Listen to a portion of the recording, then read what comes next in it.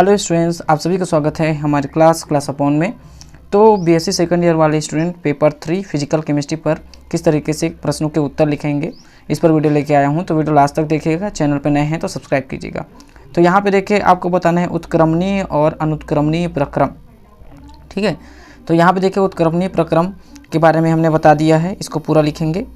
फिर इसके बाद देखिए अनुत्क्रमणीय प्रक्रम है ना, इन दोनों को लिखना है।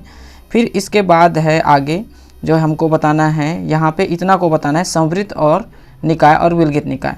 ठीक है, लेकिन बहुत ही छोटा है, आप ये पूरा कंप्लीटली बताइएगा उष्मागत की निकाय से लेके इनके जो तीनों प्रकार है, और साथ ही साथ ये डायग्राम बनाइएगा। ठीक है, तब जाके ये क्वेश्चन कंप्लीट होगा।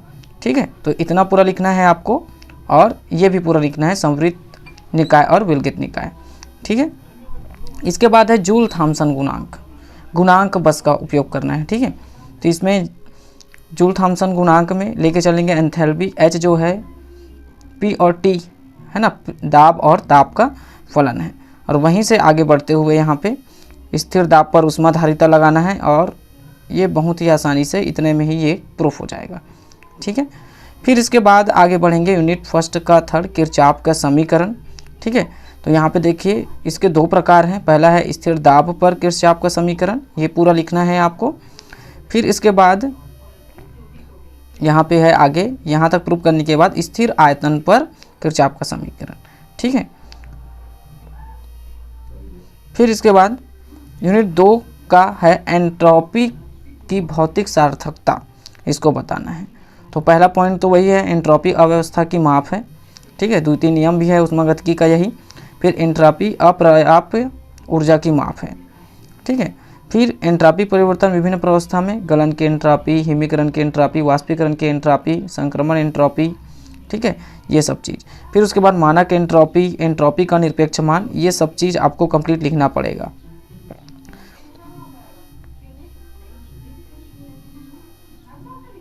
यहाँ तक पूरा इसको प्रूव करना है। ठीक है, अब इसके बाद आगे बढ़ते हैं हम यूनिट 2 का बा, जहाँ पे सिद्ध कीजिए कि उत्क्रमणीय ऊष्मा इंजन दो नियत ताप के मध्य कार्य कर रहे होते हैं, उनकी दक्षता समान होती है। ये सिद्ध करना है, कारणों का ही एक रूप है ये भी। तो यहाँ पे देखिए इस तरीके से सभी उत्क्रमणीय ऊष्मा इंजन जो दो नियत तापों के मध्य कार्य कर रहे होते हैं, उनकी दक्षता बिल्कुल एक समान होती है। इस तरीके से इसको बना के हमको प्रूव करना है यहाँ तक। ठीक है, फिर इसके बाद आगे बढ़ेंगे यूनिट 2 का सा, जहाँ पे -SP equal to del G upon del TP है ना, ये हमको प्रूव करना है। तो गिब्स की मुक्त ऊर्जा है ये। ठीक है ना, लेके चलेंगे G equal to H - TS, फिर डेल लगा देंगे उसमें है ना। फिर H जो है वो E + PV के इक्वल होता है, फिर अवकलन करेंगे दोनों में। इस तरीके से यहाँ तक ये प्रूफ हो जाएगा। ठीक है, आप चाहो तो कार्यफलन वगैरह इसके बता सकते हो ये भी। फिर इसके बाद है आगे बढ़ेंगे हम यूनिट नंबर 3 का ली-सातेलिए सिद्धांत। ठीक है, ली-सातेलिए का सिद्धांत बताएंगे। यदि कोई अभिक्रिया साम्य अवस्था में हो, साम्य निर्धारित करने वाले कारक जैसे सांद्रण, दाब और ताप में कोई एक या अधिक बल दिया जाए, तो अभिक्रिया ऐसी दिशा में होने लगती है कि परिवर्तन का प्रभाव नष्ट हो जाए।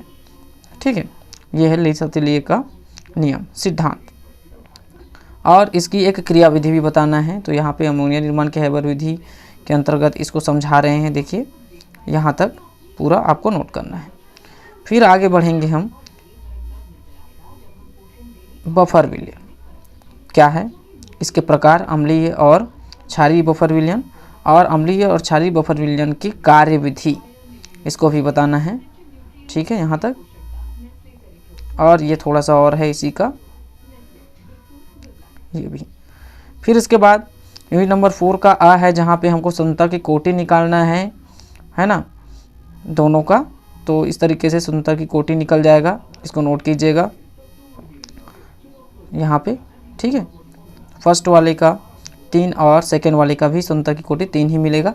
फिर आगे बढ़ेंगे हम यहाँ पे सिल्वर लेड तंत्र खा, इस पर हमको लिखना है। तो पूरा प्रावस्था आरेख लिखिएगा, और ये डायग्राम बनाना है। थ्योरी आप चाहो तो कुछ कम कर सकते हो। ठीक है, इसके बाद है हेनरी का नियम बताना है और विचलन, तो हेनरी का नियम ये हो जाएगा, नोट कीजिएगा। और इसके बाद है ये हेनरी के नियम से विचलन, ठीक है, यहाँ तक पूरा नोट कर लीजिएगा, एग्जाम्पल समेत पर्याप्त हो जाएगा। फिर इसके बाद है आगे प्रकाश रासायनिक अभिक्रिया ए से बी के लिए 1.09 इंटू 10⁻19 क्वांटम ऊर्जा के अवशोषण से बी के 1.0 इंटू 10⁻⁴ मोल प्राप्त होते हैं। अभिक्रिया की क्वांटम दक्षता ज्ञात कीजिए, ठीक है। तो इस तरीके से इसका कैलकुलेशन है, सिंपल सा बना लीजिएगा। फिर यूनिट नंबर 5 में आते हैं जहाँ पे जेबलॉन्स्की आरेख बनाना है हमको। तो ये पूरा थ्योरी आपको लिखना है और ये इसका पूरा आरेख है, नोट करते जाइएगा। फिर प्रति समानांतर स्पिन है इसी के अंतर्गत, यहाँ तक पूरा आपको नोट करने हैं। फिर आगे बढ़ेंगे हम क्वांटम दक्षता को ज्ञात करने की विधि, ठीक है।